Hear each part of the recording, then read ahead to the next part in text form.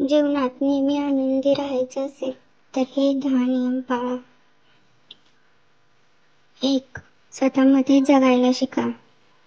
बऱ्याचदा व्यक्ती दुसऱ्यांवर अवलंबून असतो. म्हणजेच आपलं वागणं, बसणं, राहणं दुसऱ्यांवर अवलंबून असतं. हे ज्या व्यक्तीवर अवलंबून आहे तो माणूस जर सुखी असला तरच आपण सुखी होतो, नाहीतर आपण सतत चिंतित असतो. नंतर आपले जीवन परावलंबी होते. त्यापेक्षा जर आपण स्वतः जगायला शिकलो तर आपला आनंद आपणच मिळवू शकतो. म्हणजे आपले निर्णय आपल्याला हव्या असणाऱ्या पद्धतीने घेतले तर आपल्याला एक मानसिक सुख मिळते त्यातून, आणि ते सुख आपल्याला आनंदाचे कारण बनते. स्वतःमध्ये जगायला शिकलं की दुसऱ्यांच्या गोष्टीचा परिणाम आपल्यावर होत नाही. म्हणून स्वतःची जडणघडण योग्य रीतीने होते. माणूस मग स्वतःमध्येच खुश राहायला लागतो. म्हणून स्वतःमध्ये जगणं आपल्याला आनंद प्रदान करतं. त्यामुळे स्वतःमध्ये जगायला शिका. 2. जीवनात समाधानाला महत्त्व द्या.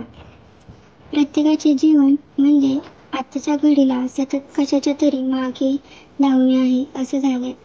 या जगण्यात मनाची स्थिरता कुठेही नजरेस पडत नाही. म्हणून आपलं मन सतत काही ना काही मिळवण्याच्या प्रयत्नात असते. आपल्याकडे हे आहे मग ते मिळवायचं आहे, मग हे मिळवायचं, नुसताच काहीतरी मिळवण्याचा अट्टाहास सुरू असतो. हा अट्टाहास आपल्याला विचलित करतो. त्यातून आपल्याला वर्तमानात आनंदाने जगता येत नाही. हे सतत धावणं मनाची अशांतता निर्माण करतो. मग त्यात आनंद कसला? म्हणतात ना, क्षितिजाची आस धरणं चुकीचं असतं. परंतु क्षितिज कधीच आपल्या हाताला लागत नाही, कारण तिथपर्यंत पोहोचलं की ते तितक्याच अंतरावर असतं.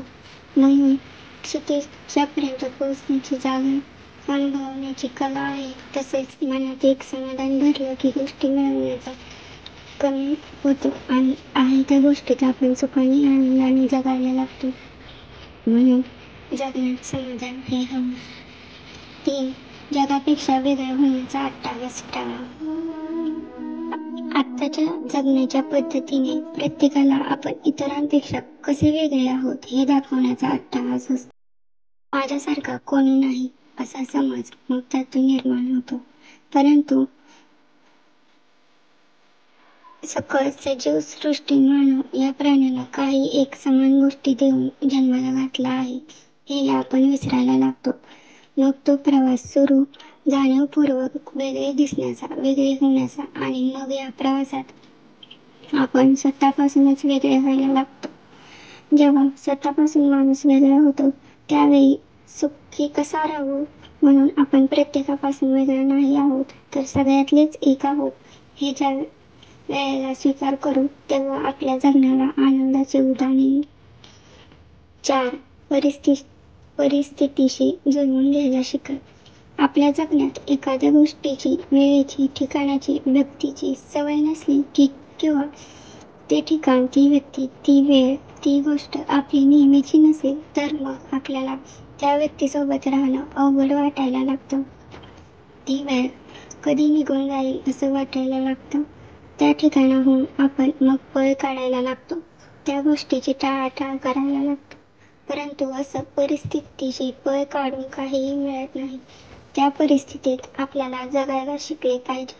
तेव्हा आपल्याला सुखाला सामोरे जाता येईल. नाहीतर सतत पळ काढण्याच्या नादात आपण आनंदाच्याही लांब लांब जायला लागतो. म्हणून आहोत असं मनाने स्वीकारलं तर सुख जास्त लांब नसतं. 5. आपले आवडते छंद जोपासा. धकाधकीच्या जीवनात आनंद मिळवण्यासाठी छंद महत्त्वाचा आहे. छंद आपल्याला मानसिक आनंद देतो. कुठलीही गोष्ट मनातून करण्याची आवड म्हणजे आपलाच छंद असतो आणि मनातून करण्याच्या गोष्टीत एक वेगळाच प्रकार सुख असतं. तो छंदच आपल्याला जगवतो. जसे एखाद्याला वाचनाची आवड असेल तर त्या आवडीत त्याचा बराचसा वेळ जातो. म्हणून इतरत्र गोष्टी मनात येऊन त्यात वेळ घालवण्यापेक्षा छंदात जगलेलं कधीही चांगलं असतं. जसं एखाद्याला प्रवासाची आवड असेल तर त्याला प्रत्येक रस्त्यात एक वेगळा आनंद सापडायला लागतो. प्रत्येक ठिकाणात त्याला सुख सापडायला लागते. मग त्यात तो मनसोक्त हरवतो. म्हणून माणसाला एक तरी छंद हवा जो त्याला आनंद देईल. 6. प्रत्येकाला समजून घेत चला. एखाद्याचं वागणं आपल्याला पटत नाही तर त्याला एकदम झिडकारून न देता पुढच्या व्यक्तीला समजून घेत जा. मोर्चाच्या ठिकाणी स्वतः मी आहे असं समजून घेतलं तर आपल्याला त्रास होत नाही आणि पुढची व्यक्ती कळायलाही मदत होते. एखाद्या व्यक्तीची चूक महत्वाची का ती व्यक्ती महत्वाची हे अगोदर समजून घ्या आणि एकदा व्यक्ती महत्वाची झाली की आपण त्या व्यक्तीला समजून घ्यायला लागतो. यातून त्या व्यक्तीविषयी आपल्या मनातला आकस कमी व्हायला लागतो. मनात कुठल्याही व्यक्तीविषयी द्वेष नसला तर आपलं मन फक्त आणि फक्त आनंदात जगायला लागतं. 7. डोक्याच्या निर्णयाबरोबर मनाच्या इच्छेलाही महत्त्व द्या. डोक्याने निर्णय घेणं चांगलं, परंतु प्रत्येक वेळी डोक्याने निर्णय घेतले तर आपले मन असंतुष्ट व्हायला लागतं. जर आपण मनाच्या कौलाकडेही झुकायला लागलो तर आपलं मन आपल्याला समाधानी आनंद देते. या निर्जीव जगण्यात डोक्याबरोबर मनालाही महत्त्व द्या. मनालाही समजून घ्या आणि मनाला हव्या असणाऱ्या गोष्टीत स्वतःला गुंतवून एक आनंदी जीवन जगा. 8. नात्यात गरजे इतकंच अडकून राहा. कुठलेही नातं असो, आपण त्या नात्याच्या जास्त आहारी गेलो तर त्याचा आपल्यालाच त्रास होतो. आपण एखाद्या नात्यात जास्त गुंतत गेलो तर त्या नात्याकडून आपल्या अपेक्षाही वाढायला लागतात आणि समोरच्याकडून त्या अपेक्षांची पूर्तता नाही झाली तर त्याचाही त्रास आपल्यालाच होतो. मग आपलं मन दुःख व्यक्त करतं आणि दुःखात आनंद कधीच येत नाही. म्हणून प्रत्येक नातं विशिष्ट अंतराने निभावलं जावं. शेवटी स्वतःसोबत असणारे नाते महत्त्वाचे असते. म्हणून प्रत्येक नात्यात घरचे इतकेच अडकून राहा. 9. निसर्गाच्या सानिध्यात जगा. या आधुनिक क्रांतीच्या विकासाने आपल्यात आणि निसर्गात थोडं अंतर निर्माण झालं आहे. तांत्रिक जगणं आपल्यात अनेक आजाराला निमित्त बनत आहे आणि येणारं आजारपण आपली चिंता वाढवत आहे. म्हणूनच आपण काही वेळ निसर्गात घालवायला हवा. त्यातून आपलं आरोग्यही चांगलं राहतं. निसर्गाच्या सानिध्यात त्या मोकळ्या वातावरणात आपला मानसिक विकासही होतो आणि त्या सुखावणाऱ्या मनातून मग आनंदाची निर्मिती होते. म्हणून निसर्ग फार महत्त्वाचा.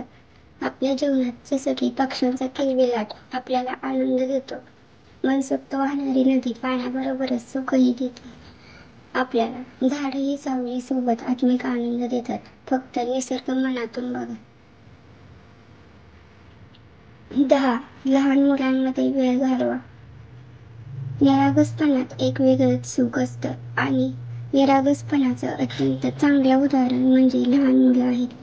त्यांच्यात वेळ घालवल्यानंतर आपणही एक लहान मूल व्हायला लागतो आणि मग लहान मुलासारखी कसली चिंता आपल्यात राहत नाही. फक्त आणि फक्त हसणं खेळणं या गोष्टी आपल्याला सुख द्यायला लागतात. आजच्या या धावपळीच्या जगण्यात लहान मुलांसोबत तो निवांतपणा मिळतो तो अनुभव घ्या. लहान मुलं म्हणजे आनंदाची खाण असतात. म्हणून त्यांच्यासोबत आपला वेळ घालवा. तसं म्हटलं तर आनंद खूप दुर्मिळ आहे आणि तसं बघितलं तर तो अगदी लहान लहान गोष्टीतही असतो. फक्त आपली दृष्टी त्या आनंदापर्यंत पोहोचायला हवी. धन्यवाद.